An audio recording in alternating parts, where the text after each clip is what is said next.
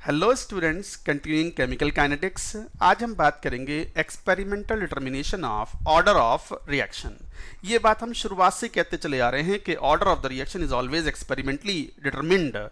आप रिएक्शन को देख करके ऑर्डर का आइडिया नहीं लगा सकते, तो हम वही पढ़ रहे हैं आज। तो लिखो heading experimental determination of order of reaction.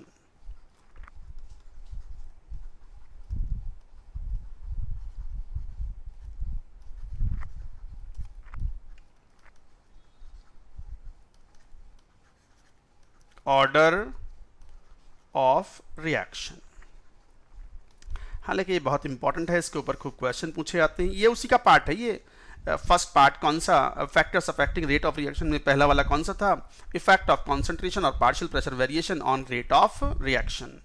तो इसमें जो पहला मेथड है, हालांकि बहुत ही इंपॉर्टेंट भी है, that is initial rate method.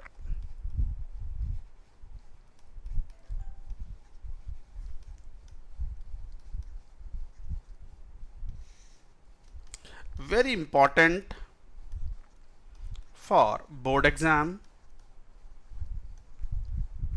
ये तो स्कूल के आपके बोर्ड एग्जाम में भी बड़ा इंपॉर्टेंट है, बड़ा आसान भी होता है actually. JEE Main, advanced, NEET, हर जगह ये खूब पूछा जाता है क्वेश्चंस में।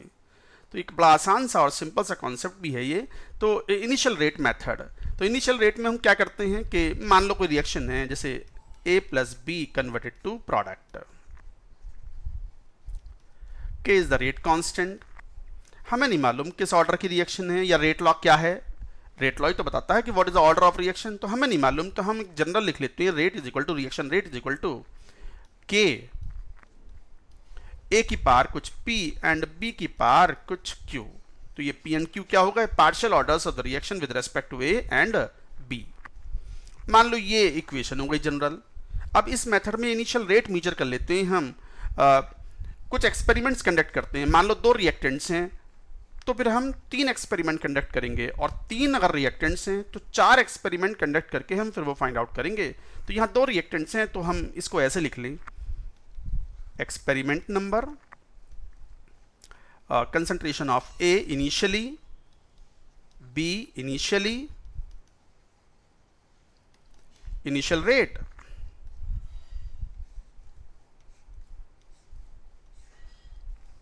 Initial rate. तो मान लो ये फर्स्ट, मान लो कंसंट्रेशन कुछ ऐसी दे दी, 2 into 10 to the power minus 2m। ये कुछ ऐसे दे दी, 1 into 10 to the power minus 3m, मान लो माइनस 3m कर दिया। और रेट भी आ गया कुछ, मान लो 5 into 10 to the power minus 3m minute minus 1। ये यूनिट हो गई। सेकेंड एक्सपेरिमेंट, आपने ए को सेम रखा, कंसंट्रेशन को,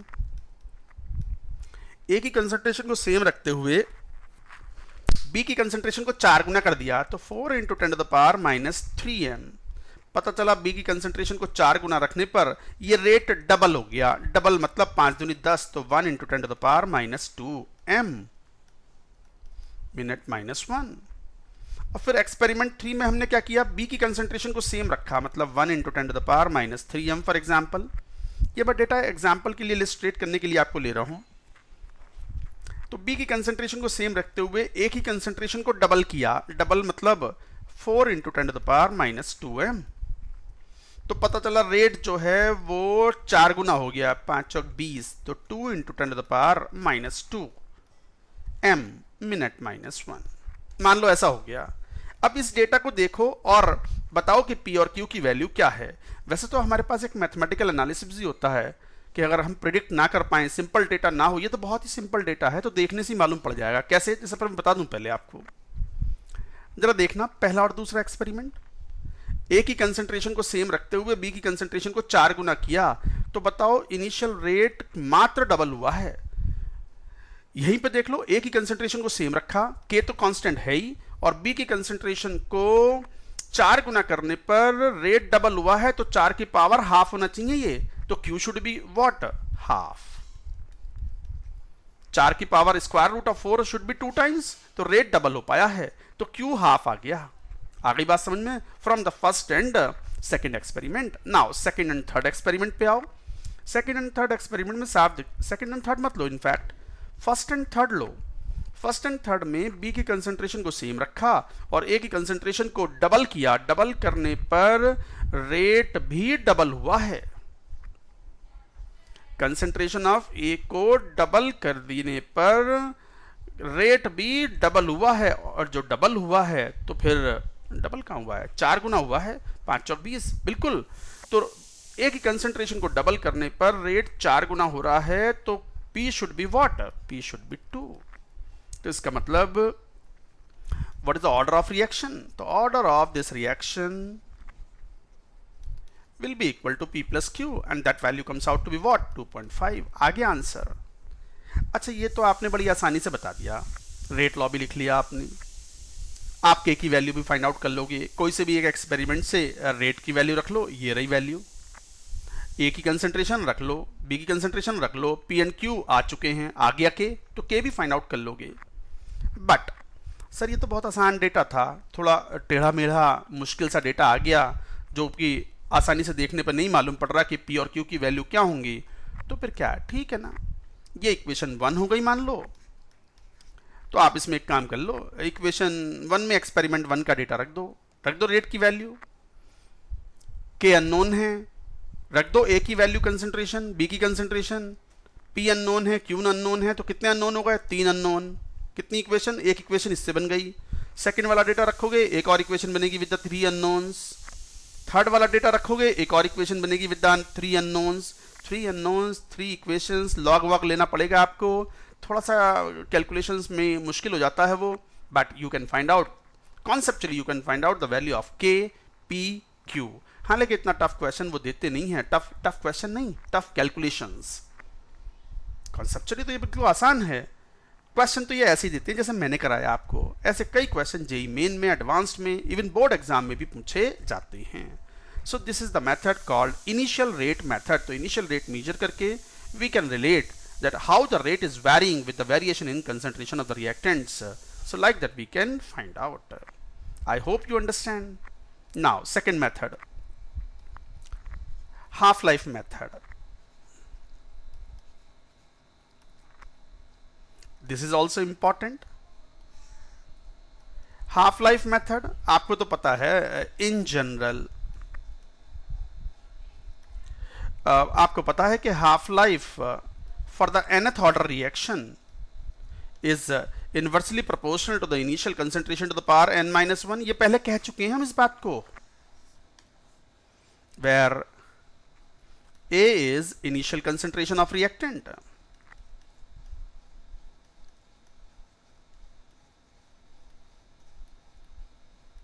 A is the initial concentration of the reactant। तो half life method में and n is the total order, n is the order of reaction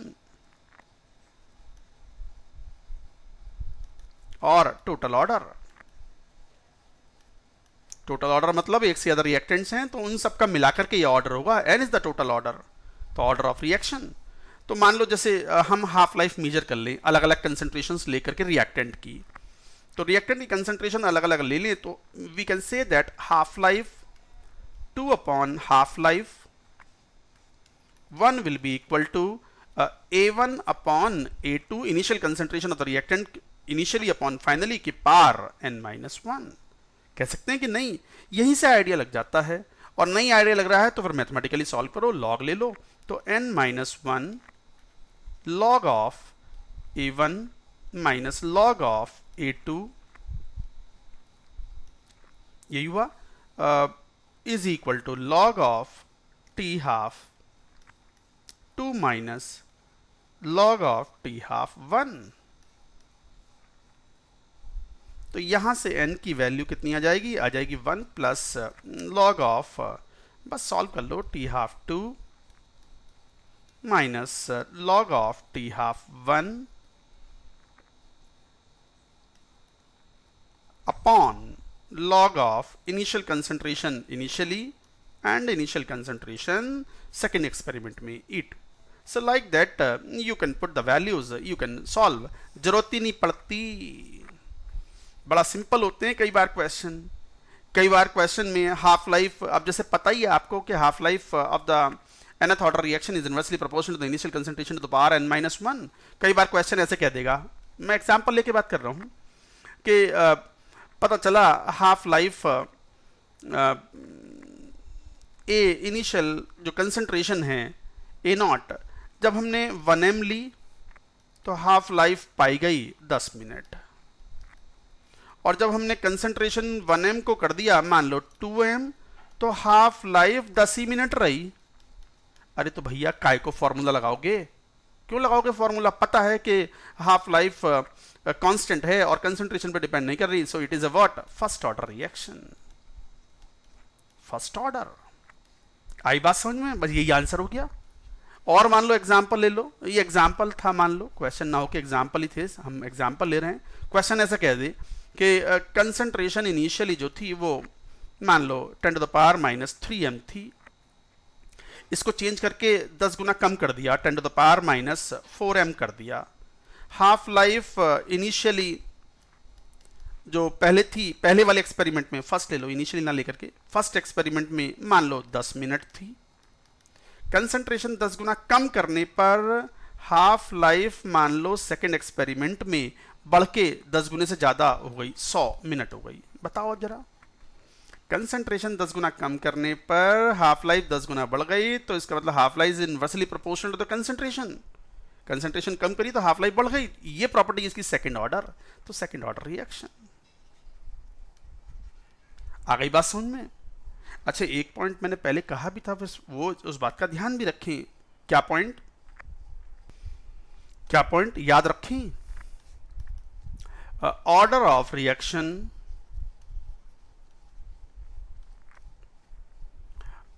determined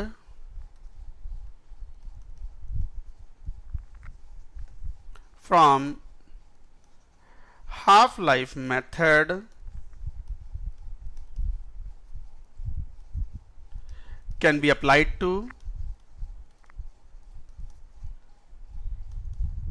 the reaction types like, मान लो A converted to product single reactant, इस पे भी applicable है, और इस पे भी एप्लीकेबल है, मान लो A + 2B converted to product, इन पे भी एप्लीकेबल है। बट ये जब भी एप्लीकेबल है, हाफ लाइफ मैंने याद करो बताया था कि half life for the reaction involving 2 और मोर रिएक्टेंट्स जब भी डिफाइन हो पाती है when initial concentrations are taken in the ratio 1:2। Initial concentration should be in 1:2 molar ratio, तभी डिफाइन कर पाओगे हाफ लाइफ। इन दोनों में ही एप्लीकेबल है।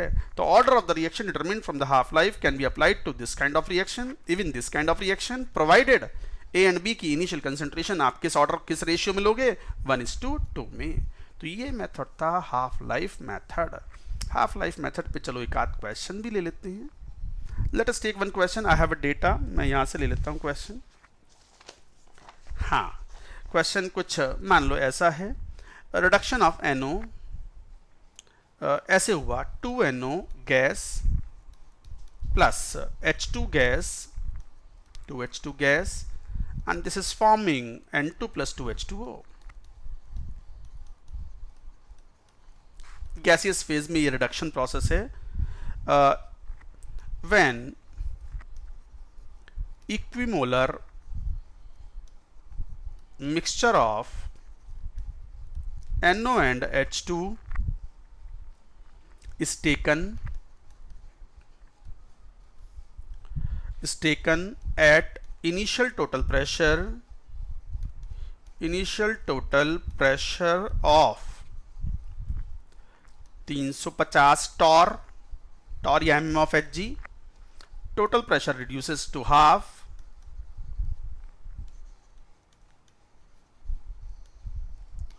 to half its initial value in how many minutes? In 121 minutes। ठीक है।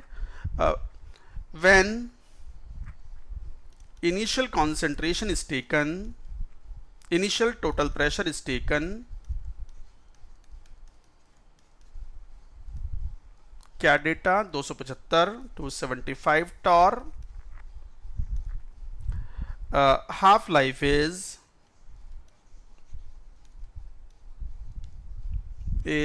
आधा होने में लगने वाला समय मान लो कुछ दे दिया 196 minutes. Find order of reaction. जितना बड़ा सवाल नहीं है उससे छोटा तो आंसर है इसका, ऑर्डर ऑफ रिएक्शन। जरा देखना तो क्वेश्चन ही मेंशन कर दिया 1:1 रेशियो में लिए हुए हैं, तो 2:2 के रेशियो में लेना था, 1:1 मोलर रेशियो में, तभी एप्लीकेबल है ऑर्डर ऑफ द रिएक्शन। ठीक है, क्या कहा इन्होंने, जब P1 लिया 350 टॉर तो हाफ लाइफ पाई गई 121 मिनट। जब टोटल प्रेशर हमने ले लिया P2 प्रेशर लिया हमने 275 टॉर और हाफ लाइफ बढ़ के हो गई 196 मिनट। तो बताओ what is the order of reaction. Apply कर लो ना, तो कौन सा T12 मतलब 196 अपॉन 121। इनिशियल प्रेशर पहली बार में जो लिया था 350 अपॉन 275 की power n-1 where n is the order of the reaction. यही तो हुआ, सीधा साधा क्वेश्चन है। जरा सॉल्व करो तो कितना, इसको 25 से जरा काटना तो 25 10 11 बार 25 14 टाइम्स, तो ये भी तो 14 अपॉन 11 का स्क्वायर ही तो है, ये इज इक्वल टू 14 अपॉन 11 की पावर n-1। तो यहां से साफ दिखता है कि n-1 is equal to 2, n is equal to 3, third order reaction.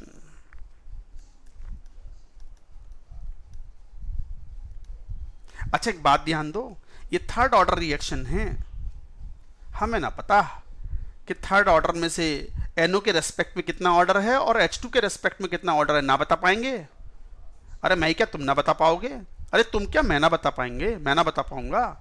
मैंने पहले ही कहा था इतनी जितनी इंफॉर्मेशन दी हुई है इससे बस we can find out the order of reaction, that means total order. We can not find out the individual order, तो we can not find out from this information कि ये जो ऑर्डर 3 आया है उसमें NO के रेस्पेक्ट में कितना है और H2 के रेस्पेक्ट में कितना है। I hope you understand the point.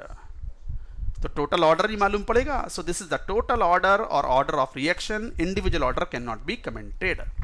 तो ये था दूसरा method. Now third method, integrated rate law method.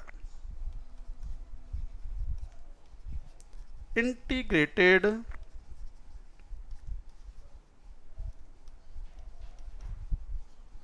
Rate law method. अब इंटीग्रेटेड रेट लॉ मेथड ये हिट एंड ट्रायल मेथड भी कहलाता है।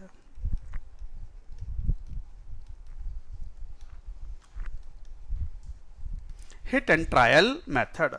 अब हिट एंड ट्रायल मेथड में अब ये हवा में है सब कुछ। हवा में मतलब मान लो एग्जांपल, आपको डेटा इस टाइप का दिया हुआ होगा कि मान लो कोई रिएक्शन है ए कन्वर्ट इनटू प्रोडक्ट, और आपको डेटा ऐसा दिया हुआ होगा, डेटा गिवन, आपको डेटा बस ऐसे दिया हुआ होगा कि कंसंट्रेशन ऑफ ए, हमने जब A1 ली तो कुछ टाइम के साथ में मान लो यहां टाइम ले लो, टाइम T1 है तो कंसंट्रेशन A1 है, T2 हुआ तो कंसंट्रेशन रिएक्टेंट की A2 हो गई, T3 है A3 हो गई, T4 है A4 हो गया, बस ऐसे दे दिया हमें। तो क्या कहा इन्होंने, मान लो कोई ए कन्वर्टिंग टू प्रोडक्ट है, हमें डेटा बस ऐसा दिया हुआ होगा कि अलग अलग टाइम पर शुरुआत में 10 मिनट के बाद, 20 मिनट के बाद, 100 मिनट के बाद, 200 मिनट के बाद आपको इनिशियल कंसंट्रेशन की value A1, A2, A3, A4 type का डेटा दिया हुआ है। Find order. अब ऐसे कैसे फाइंड कर दें यार, अब कैसे फाइंड आउट करें ऑर्डर, तो फिर हमें ना पता कि ये वेरिएशन कैसे हो रहा है। तो फिर व्हाट टू वी डू, हम अपनी तरफ से कुछ hit and trial method try करते हैं कि भाई ये रिएक्टेंट की कंसंट्रेशन का वेरिएशन कौन से ऑर्डर में फिट हो रहा है, वो चेक कर लेते हैं। तो हम क्या करते हैं कि मान लेते हैं कि ये 0 ऑर्डर है, assume this data fits in zero order. मान लो ये एज्यूम कर रहे हैं हम कि ये जीरो ऑर्डर में फिट हो रहा है, तो जीरो ऑर्डर में तो एक बात पता है कि कैरेक्टरिस्टिक इक्वेशन क्या होती है, A T is equal to A not minus K T. तो यहां से एक काम करो, के की वैल्यू अगर कैलकुलेट करोगे तो कितना आ जाएगा, A not minus A T upon T. T minus zero हो जाएगा ये, क्योंकि ये इनिशियल वैल्यू पे ले रहे थे ना, इस तरह का एक्सप्रेशन है। तो आप एक काम करो, एज्यूम कर लो कि this data fits in zero order, तो आप के निकाल लो और k1 बोल दो। कौन से डेटा से, पहले और दूसरे डेटा से, फर्स्ट और दूसरे, फर्स्ट एंड सेकंड डेटा से k1 निकाल लो, rate constant of the zero order reaction. Zero order मानते हुए हमने मान लिया है कि जीरो ऑर्डर है, हमें पता नहीं कि ये है भी या नहीं, तो क्या करोगे, इनिशियल कंसंट्रेशन वो मान लो इसे a1 ले लिया, फिर ये a2 upon time t2 minus t1 आ गई वैल्यू। ऐसी सेकेंड एंड थर्ड डेटा से या फर्स्ट एंड थर्ड डेटा से, कोई सा भी ले लो आप, k2 ले लो सेकेंड एंड थर्ड डेटा से, तो concentration a2 minus a3 upon time t3 minus t2। चाहो तो ये फर्स्ट एंड थर्ड डेटा से भी ले सकते हो। ऐसी आप k की एक आध वैल्यू और निकाल लो। अगर k1 k2 k3 nearly same क्यों बोल रहे हैं, एग्जैक्टली सेम क्यों नहीं, अरे एक्सपेरिमेंटल है तो थोड़ा बहुत तो एक्सपेरिमेंट्स एरर भी होते हैं। तो if k1 is nearly equal to k2, then we can say that data fits well in zero order reaction, zero order integrated rate law, integrated